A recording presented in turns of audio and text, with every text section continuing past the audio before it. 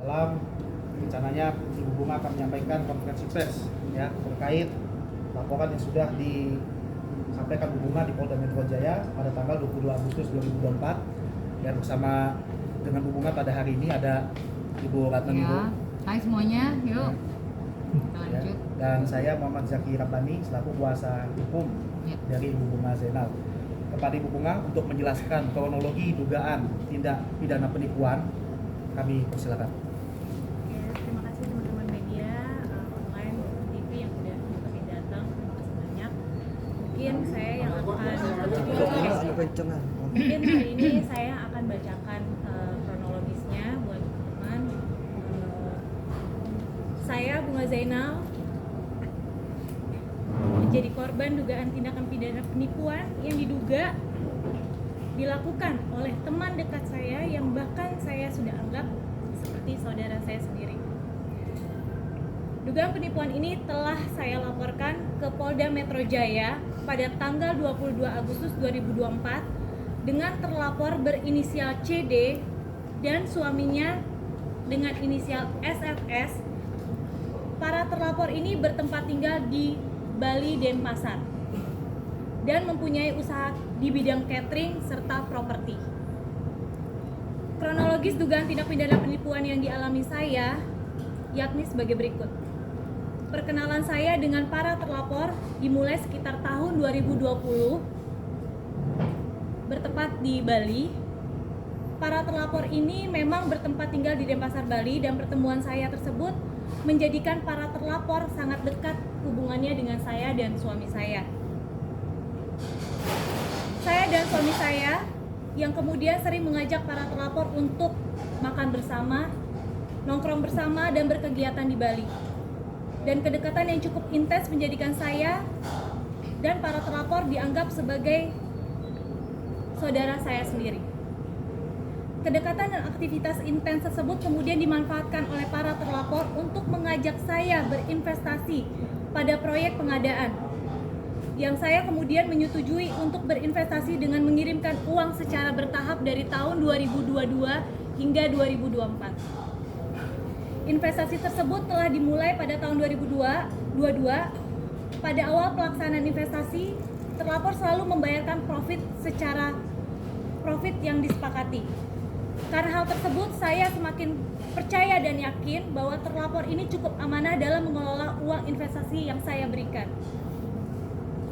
Karena terlapor semakin dekat dan menjadi kepercayaan saya, terlapor kemudian menawarkan investasi proyek pengadaan dengan modal yang sangat besar dan dilakukan secara bertahap. Agar semakin meyakinkan saya, terlapor kemudian mempresentasikan kepada saya terkait keuntungan investasi tersebut dan memberikan purchase order pengadaan barang. Saya semakin yakin, terlebih lagi purchase order tersebut adalah purchase order Copernic yang merupakan salah satu yayasan terbesar di Bali. Saya kemudian setuju atas tawaran terlapor sehingga saya mengirimkan uang investasi kepada terlapor dengan jumlah keseluruhan mencapai 6,2 miliar secara bertahap. Terlapor kemudian meminta saya agar membujuk suami saya untuk turut serta berinvestasi kepada terlapor. Dan berulang-ulang kali terlapor selalu membujuk saya agar saya bisa memastikan suami saya ikut berinvestasi. Dan pada akhirnya suami saya ikut menginvestasikan uangnya kepada terlapor secara bertahap juga. Dan total uang yang diinvestasikan suami saya kepada terlapor kurang lebih sekitar 6,5 miliar rupiah. Kecurigaan kemudian muncul pada bulan Mei 2024 di mana pembayaran profit oleh para terlapor tidak sesuai kesepakatan. Terlapor seringkali menunda pembayaran profit dengan segala dalih dan alasan yang disampaikan pada terlapor, seperti alasan rekening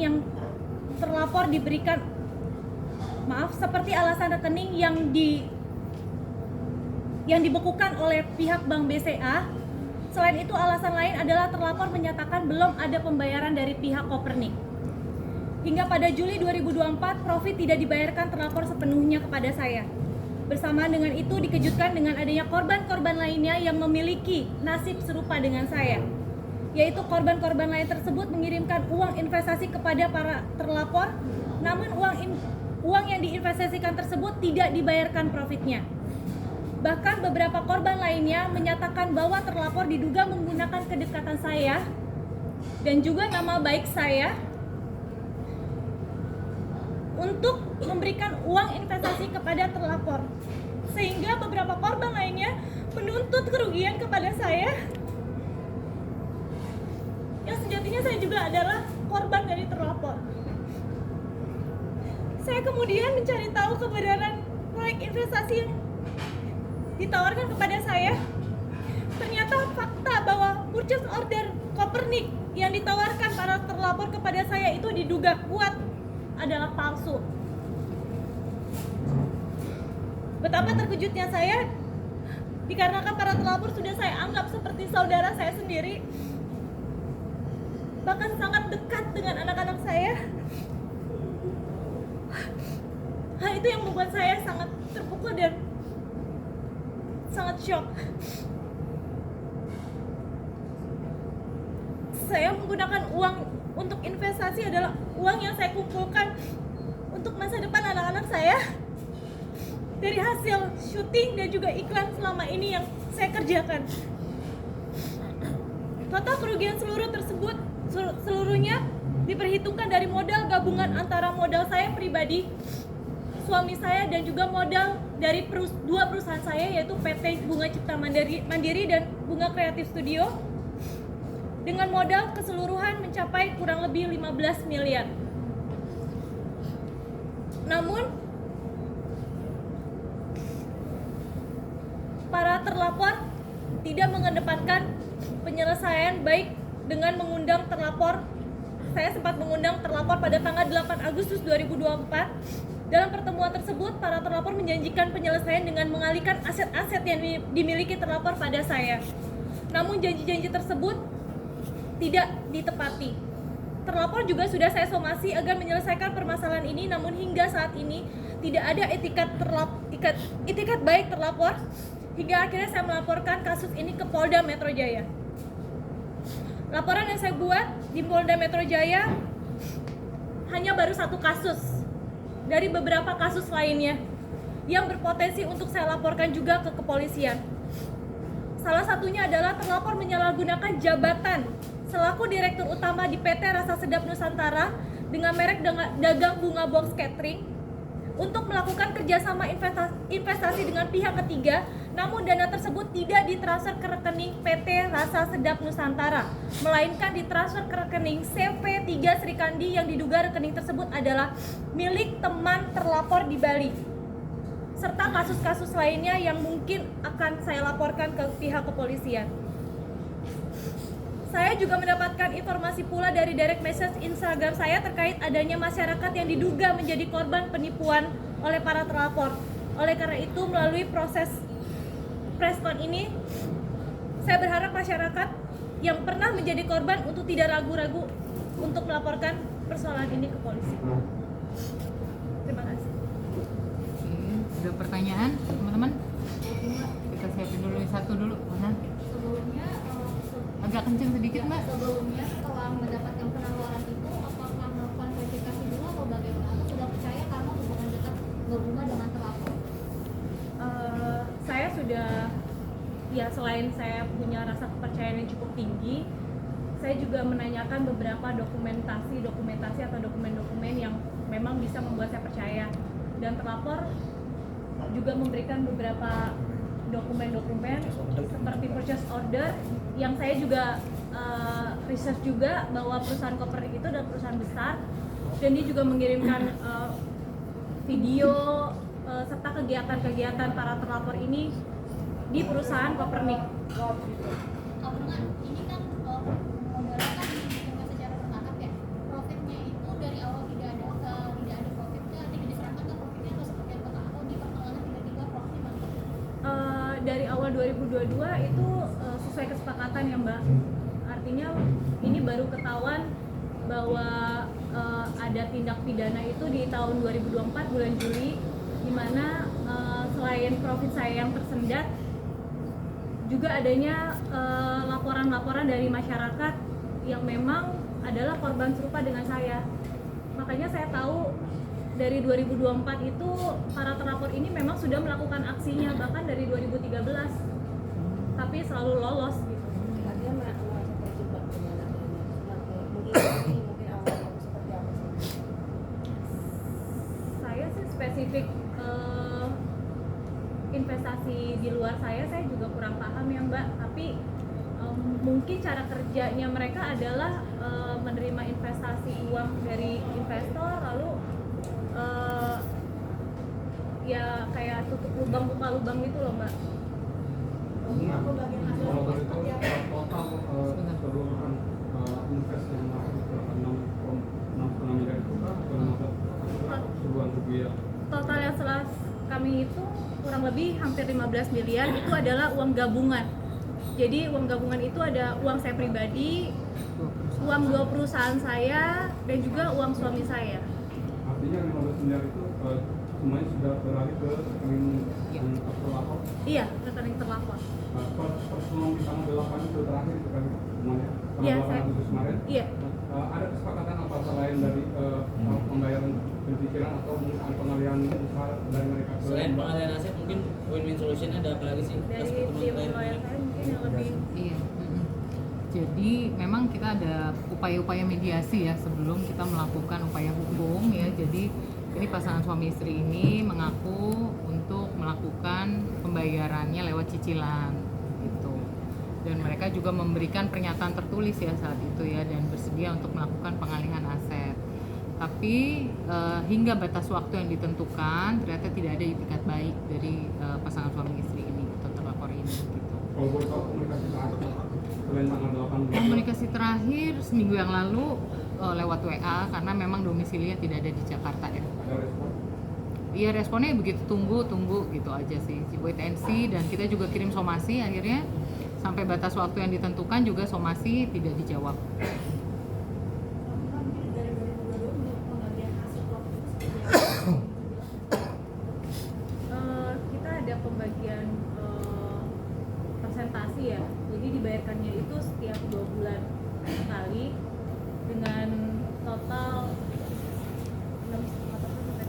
6,5% sampai 13% sesuai perjanjian yang dikontrak Mbak. Ada kontrak-kontrak kan bertahap ya, ada beberapa perjanjian itu juga akan kita jadikan bukti dan sudah kita sampaikan juga ke penyidik bukti-bukti yang sudah kita sampaikan apa aja termasuk juga kwitansi, cek dan lain sebagainya ya ditransfer. Tadi itu di satu bidang atau ada beberapa? Ada beberapa kerjasamanya, salah satunya Kopernik, itu pengadaan Kopernik bisa dicek juga. Ada ya Iya, kalau properti juga. Catering. Terus ada beberapa proyek properti yang kerjasamanya, terus ada catering juga. Jadi dia memang punya catering di Bali dan saya juga perusahaan saya in charge investasi di cateringnya dia. Artinya 15 miliar itu tersebar di beberapa tempat. Iya. Mbak Bunga, tapi apa selama berinvestasi itu sudah ada nggak mungkin sedikit aja masuk yang dari hasil yang masuk Investasi. kembali? Kalau secara keseluruhan belum ya, maksudnya tapi kalau keuntungan pasti ada ya, kan namanya kita berbisnis kan pasti yang diinginkan ada keuntungan, profit gitu. Cuma kalau saat kemarin terakhir akhirnya sudah banyak orang yang melaporkan kasus ini, disitulah baru dia juga mulai tersendat gitu loh pembayarannya. Bagaimana tadi kita mungkin kan tadi melibatkan uang suami. Suami juga ada itu karena diajak oleh suami. Bahkan ini ada seperti bisa kasih itu ada komunikasi kurang baik. Alhamdulillah banget ya suami saya itu sangat support banget gitu. Dia ada orang di garda depan saya ya. Mungkin saya merasa bersalah karena saya juga adalah orang yang menjerumuskan dia gitu dan keuangan anak saya.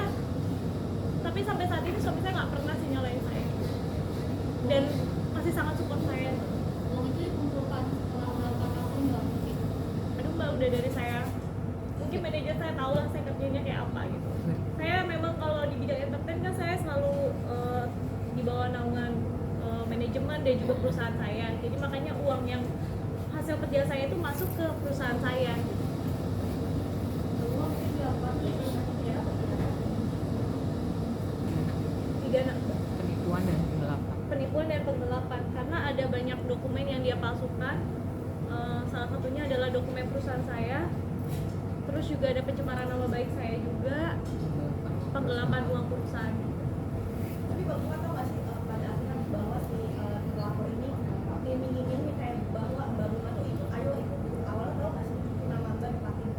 Enggak, saya nggak tahu sama sekali Mbak. Makanya pas belakangan mungkin karena banyak yang melapor dan mereka juga tidak dibayarkan hak-haknya gitu. Bahkan ada si terlapor ini membuat direct message itu seolah-olah saya untuk membuat para korban ini percaya gitu kalau itu adalah saya gitu. Artinya menjual nama Mbak. Iya.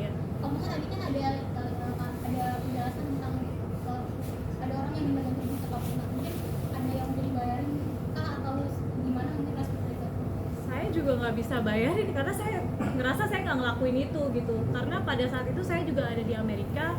Saya kaget sekali ketika saya dapat caci makian dari orang-orang lalu meminta ganti rugi. Bahkan terlapor ini menjanjikan sebuah cek senilai 1 miliar yang katanya akan diberikan oleh saya. Makanya beberapa korban juga nagih ke saya, cek yang dijanjikan ini mana gitu. Saya bingung karena saya ngerasa saya nggak pernah menjanjikan atau bekerja sama dengan orang lain gitu selain dengan terlapor ini. Mbak Bunga berarti sempat ada teror juga dong dari para korban-korban lain. Iya, seperti yang saya sampaikan, terkuatnya masalah ini karena banyak sekali yang melaporkan kasus ini terhadap saya, kepada saya gitu. Bang, ada dugaan pencucian uang nggak sih Bang? Kan ini banyak korbannya nih.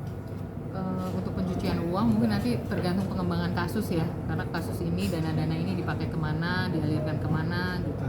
Jadi nanti biar dari penyidik yang akan melakukan pengembangan kasusnya, apakah bisa sampai ke tindak pidana pencucian uang. Untuk sementara pelaporannya di penipuan dan penggelapan. Karena boleh saya tambahkan juga ada investasi yang menggunakan perusahaan catering saya. Jadi terlapor ini menyalahgunakan posisi dia sebagai direktur utama untuk berinvestasi kepada pihak ketiga, tapi transfernya itu bukan ke rekening perusahaan saya, melainkan ke rekening CV 3 Sri Kandi yang dimana diduga teman dari terlapor ini yang ada di Bali.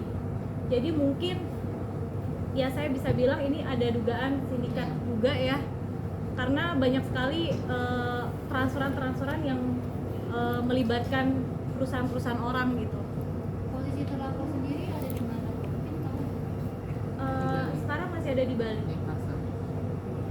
Aku boleh tahu pelaporan itu dugaan apa dan pembahasan? Bisa dikasih 3 juta.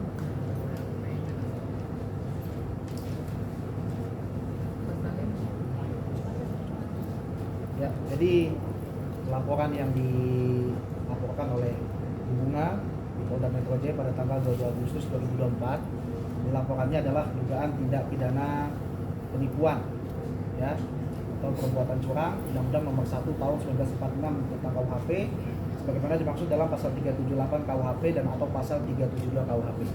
Gitu, Pak. sudah ada undangan pemeriksaan belum? Rencana dalam waktu dekat akan diambil keterangan Bu Bunga sebagai korban. Saya bersyukur banget sih karena dari semalam saya posting, jujur saya mau terima kasih juga sama bapak-bapak Polda Metro Jaya, langsung cepet banget. Malam saya langsung ditelepon gitu, besok langsung pemeriksaan. Jadi Jumat besok saya ada pemeriksaan juga Di Polda. di Polda. Jam 10 pagi. Krimum. Bimo. Dari gimana nih anaknya, kenal gak sih sama